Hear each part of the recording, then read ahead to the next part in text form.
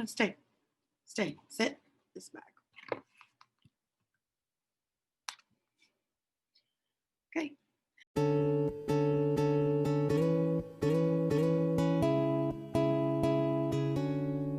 I know there's songs I can never make. Hey, everybody, welcome back to another episode of Remember the Moment. It is Thanksgiving week, and I know I skipped a few weeks there, but it got a little crazy with everything.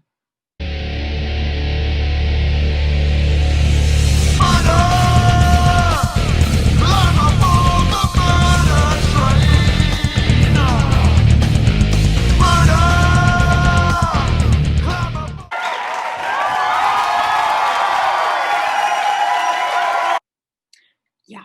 Anyways, so I just want to wish everybody a happy Thanksgiving. And I know this year is a little bit different. Some people are gathering with their families, some people are not. I know that we skipped out on our Friendsgiving this year. Hopefully, we can still do our big Christmas party we usually do. And as far as Thanksgiving, I'm not too sure what it's going to look like on tomorrow, but we're going to do our best to still try to enjoy the holiday. And I know that my grandma basically set up like a outdoor restaurant in her backyard. We're all extremely spread out based on your household. So maybe I'll show you some pictures of that. We'll see. But today I wanted to do a quick short episode on one of the things I'm most thankful for in my life, and that is Douglas. Thought I was going to say Michael, right? Of course, I love Michael, and I'm thankful for Michael and my friends and my family and everything else I got going on. But my Douglas holds a very special place in my heart. And so, this is the story of how I adopted Doug. Now, some of you might be thinking, who is Doug? I'm not familiar with Doug. Let me introduce you now. Doug, come here.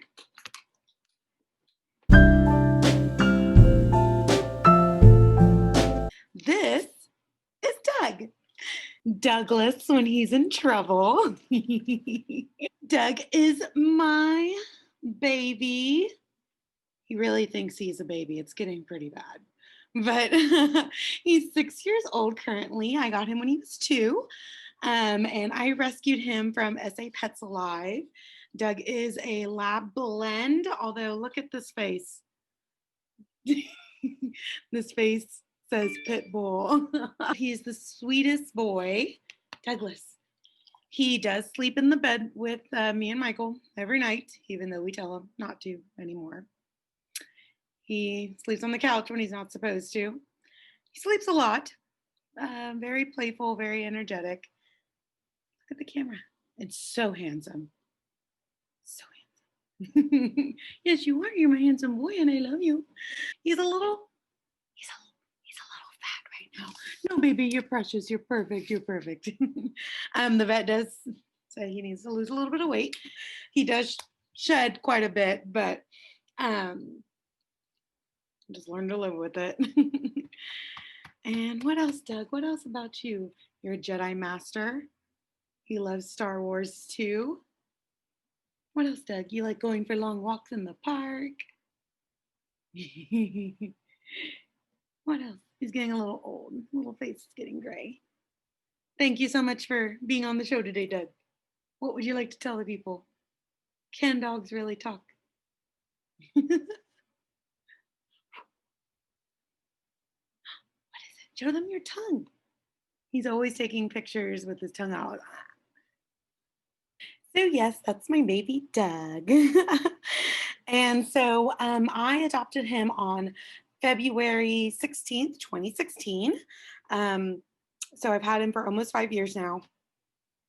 And it's a very interesting place in my life when I decided to adopt Doug. Um, I feel like that 2015, 2016 era, Lauren, was a really interesting one because I had changed jobs. I had stopped working at Silver Eagle, started working at Bowl and Barrel, and then I kind of jumped to the Current. whole nother story for another day. And the current was a pretty cool office to work at because they actually let you bring your dogs into the office. So I think that might have pushed me a little bit more because I was like, well, everyone else is bringing dogs in. I want to bring a dog in too. But I had the excuses of I'm too busy. I go out too much. It's a big responsibility. And I just kept telling myself, no, no, I'll get a dog later when I'm ready to kind of settle. Um, I was having a lot of fun. I was newly crowned Riverwalk princess. I had lost about 40 pounds. And I just, you know, was living a very busy, crazy life at that time. But I had moved apartments and I had just gone through a pretty bad breakup. I lost some friends as well. And I said, you know what? Something needs to change. Something's got to give. And I, like I said, I was working in an office. I had a bunch of dogs. My friends had a bunch of dogs. And I remember one particular day, we all went hiking. And I think my friend John had two dogs at that time. My friend Alexis and Jojo had their dog Bruno. I think my friend Josh had his dog. My friend Audra came on the hike. She had her dog. And I was literally the only one without one. And I did have a dog when I was younger. When I was about 6 years old, my mom bought me a Yorkie. And I thought I was so clever. I named him Sylvester after the cat because he was a dog. I don't know. I don't know what 6 year old me thought.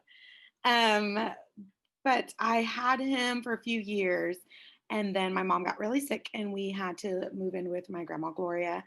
And I had always had him inside, but one weekend we went to the beach and she had him outside and there was two other dogs outside. One was actually a Yorkie and the other one I think was a Maltese or something. Dogs that really shouldn't be outside, but whatever. uh, it was different 10 years, 20 years ago. Dogs weren't as spoiled as they are now. But she had, left Sylvester outside all weekend and he bonded with the dogs. And so, we let him come in and out of the house. But, a year after living there, my mom was okay and we're going to live on our own again. I couldn't bear to take him away from the other dogs. So my grandma got the dog. um, so that was probably when I was like 8 or 9 when we left him. So it's been a big gap from when I had had a dog and decided to get another dog. And I did go to a few events where they had pop-up adoptions. I actually worked really closely with SA Pets Alive on some of their fundraisers and stuff for social media. um, but I just didn't feel a connection. And so going back to the weekend we went hiking, I was like, man, you know what? Maybe I really should get a dog. And my friend John was all for it. He was like, yes, let's get you a dog. We're going to go next weekend to go look. Now, my friend John does not remember things very well. And so, to my surprise and shock and awe, he actually called me up the next weekend and said, hey, come on, are you ready? We're going to all go.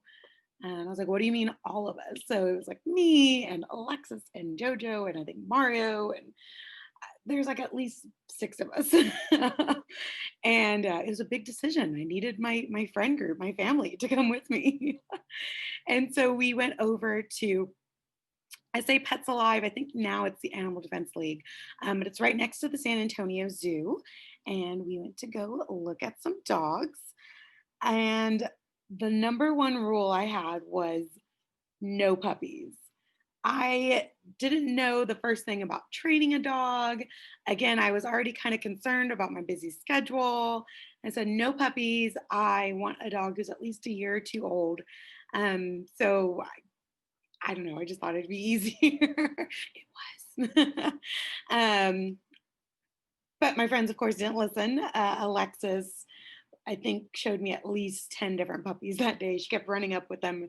Like, I don't even know where she was grabbing them from or how they let her take them, but she's like, look at these puppies. You should grab this puppy, get this puppy.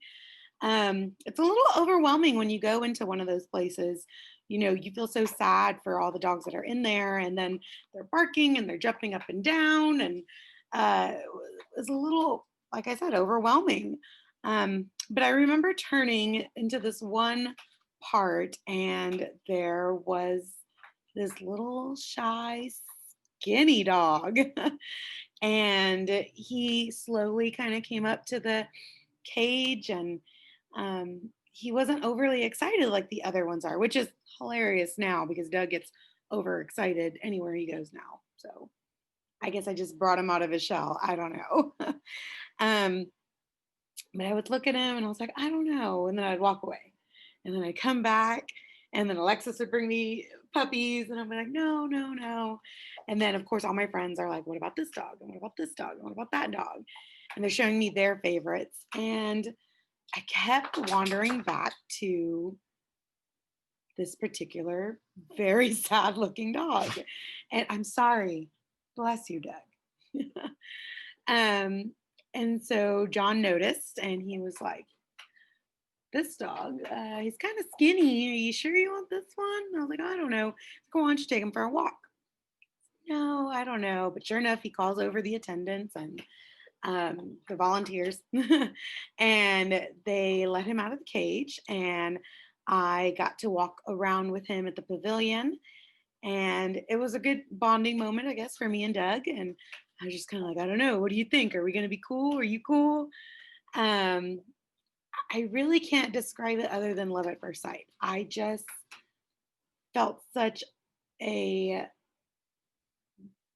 drawing energy towards this dog, and I really still to this day cannot explain it. He was missing hair. He was, you can tell he was scared. Um, Skin and bones, you can see his rib cage. And I loved him. I couldn't even pronounce his name. The name on the cage was Dugan. But John, for some reason, I don't know what we were trying to say. But we could not say Dugan. And it wasn't until they gave me the paperwork, we're like, oh, Dugan. I think we called him like I don't know what we called him.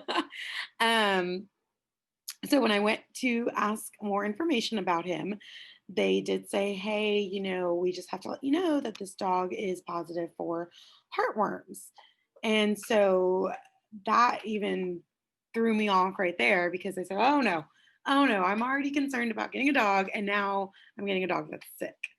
But they explained to me that they really just needed either people to foster or to adopt to help these animals get the treatment they needed. And so they had a great program at that time where they would pay for all the medical expenses. Again, they just needed someone to actually go through the process with these animals. And so I wasn't sure on adopting just yet, but I said, you know what, I could at least foster him. So they're like, okay, we'll fill out this paperwork and come back tomorrow. We have to, you know, make sure you're good to go to foster and everything. And as I was leaving, I noticed this couple and they were at Doug's cage area and they were looking at him. And I was like, oh my God, I hope they don't take him. So I went home and you know, really thought about it. I prayed about it. I called my landlord to make sure it was okay because I did not picture myself with a large dog. I thought I was going to get something medium size, kind of like a weenie dog or something like that. Jack, you know, Russell Terrier. Never in a million years did I think I was going to get a large dog like Doug.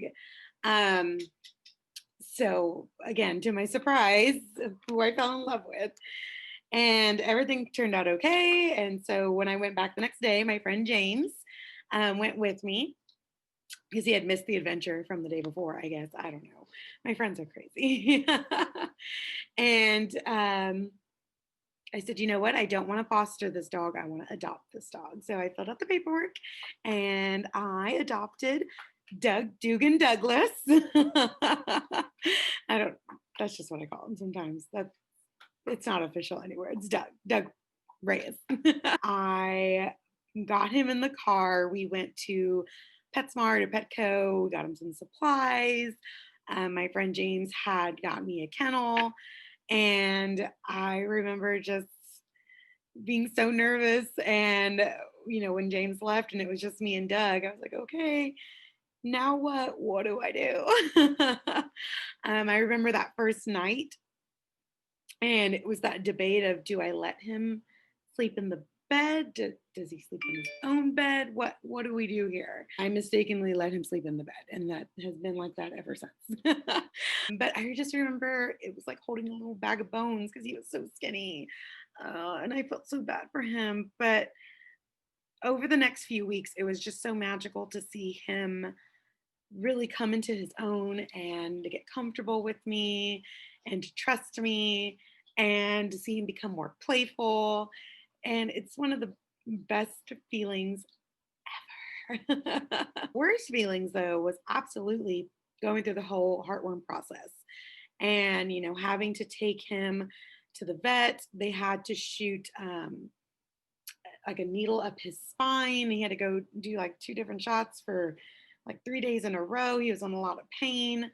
But I was, all worth it because a year later he was heartworm free.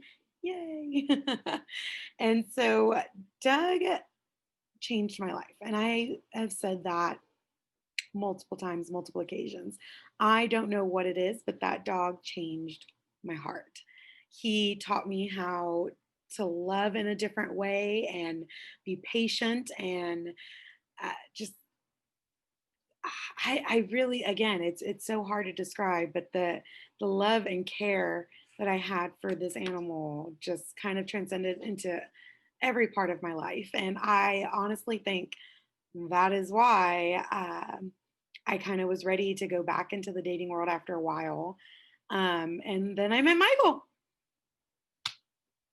A- And my life is what it is now. And I honestly give a lot of credit to me making the decision to adopt Doug and to kind of just change my lifestyle a little bit. It wasn't about going out and partying anymore. It was, hey, I gotta go home because I got a dog I gotta take care of. I gotta walk him. I gotta, make sure he's entertained. I gotta make sure he's healthy.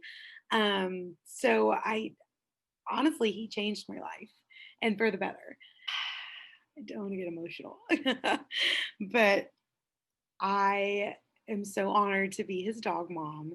And he is the most spoiled boy ever.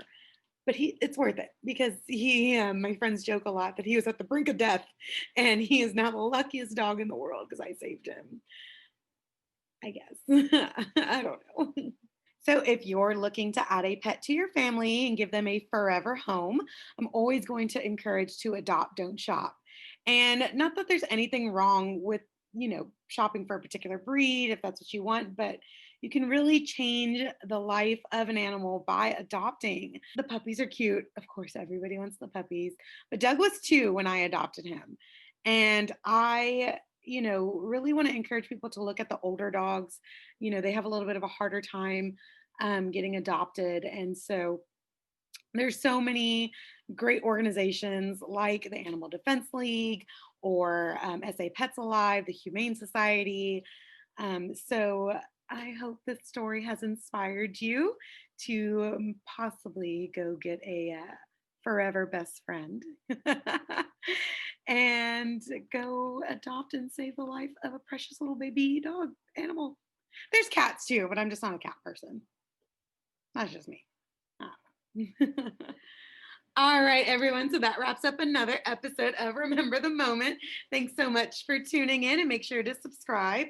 And I do want to wish everybody a really weird 2020 Thanksgiving, whatever that's going to look like for you. Cheers and stay safe.